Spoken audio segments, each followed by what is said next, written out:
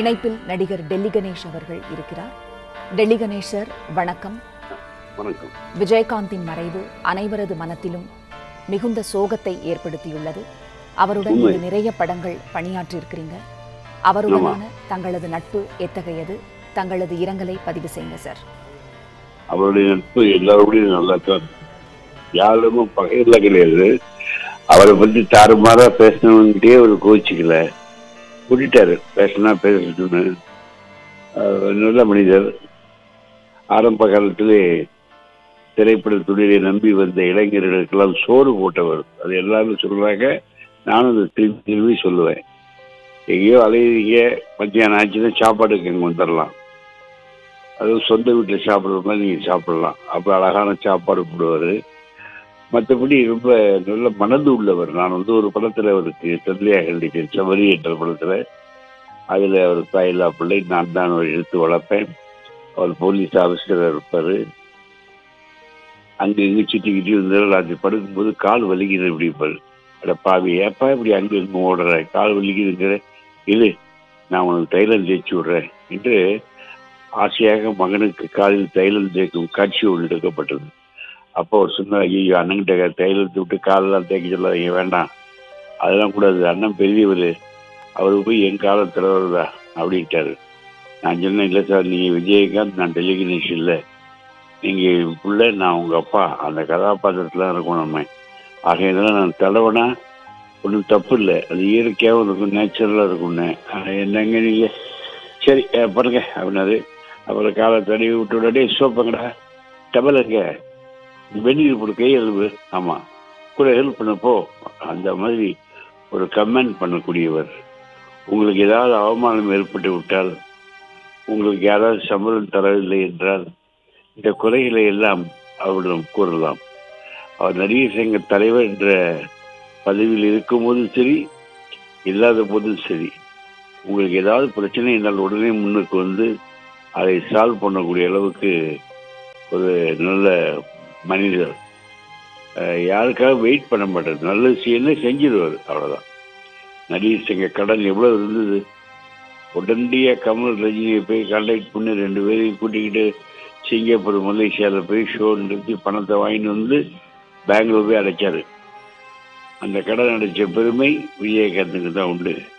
இப்போ நலமாக இருந்திருப்பாரே ஆனால், உடம்பு கொஞ்சம் பரவாயில்லாமல் இருந்திருக்குமே ஆனால், கண்டிப்பாக அவர் தான் நடிகர் சங்கத்தின் தலைவர் இருந்திருப்பார்.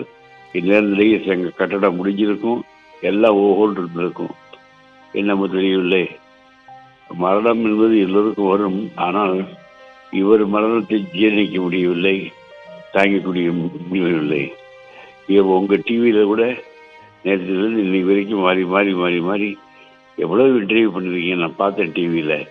உண்மையிலே பாரிமா டிவிக்கு நான் ரொம்ப நன்றி சொல்லணும்.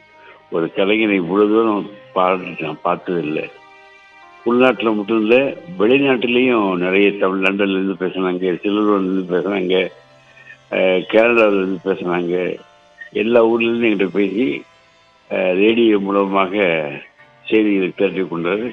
அப்பேற்பட்ட உயர்ந்த உள்ளம் படைத்த நல்ல கருப்பு நிலா எங்கள் இதே தெய்வம் விஜயகாந்த் அவரோட மரணம் எங்களால் ஜீரணிக்க முடியாது.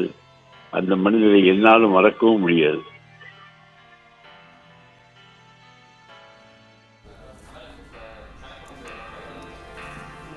சார், நீங்கள் கூறியது போல் மரணம் அனைவருக்கும் வரம். ஆனால் விஜயகாந்தின் மறைவு ஜீரணிக்க இயலாதது. ஏராளமான பொதுமக்கள், ரசிகர்கள் அங்கே தீவுத்திடலில் நேரில் வந்து அஞ்சலி செலுத்தக்கூடிய காட்சிகளை பார்த்து வருகிறோம். அவர் சக நடிகர்களுடன் எப்படி பழகுவார் சார், சொல்லுங்க. நல்லா பழகுவார். அவருக்கு வித்தியாசமே கிடையாது, காம்ப்ளெக்ஸ் கிடையாது, எல்லாத்தையும் நல்லா பழகுவார். ஆமாம், அதில் சந்தேகமே கிடையாது. உயர்ந்தவன் தாழ்ந்தவன் அந்த இது இந்த இது அதெல்லாம் கிடையாது. அதே மாதிரி காவல்துறை ஒரு பெரிய அங்கீகாரம் திரையுலகத்தில் கிடைச்சதுன்னா அது இவர் பண்ண காவல்துறை அந்த இராணுவ அந்த காவல்துறை அதிகாரியாக நடித்துத்தான் அவர் அந்த கௌரவத்தை சேர்த்து கொடுத்தார். நானே ஒரு படத்தில் நடிச்சிருந்தேன், ஒரு இஸ்லாமிய கான்ஸ்டபிளாக நடித்திருப்பேன். நான் என் குடும்பத்தின் வறுமை காரணமாக லஞ்சம் வாங்கி விடுவேன். அது தெரியாமல் அவர் என்னை கண்டிப்பார். போய் போய் லஞ்சம் வாங்கி வெக்கமா இல்லை அப்படின்னு.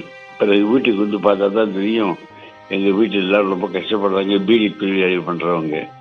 அதை பார்த்தோன்னு இறக்கப்பட்டு, நீ கவலைப்படாதீங்க, நீங்கள் லஞ்சம்லாம் வாங்காதீங்க, உங்களுக்கு எவ்வளோ செலவாகும் நான் பார்த்துக்கிறேன் அப்படி சொல்லி ரொம்ப நேர்மையான போலீஸ் ஆஃபீஸராக அவர் நினைத்து நான் பார்த்துருக்கேன்.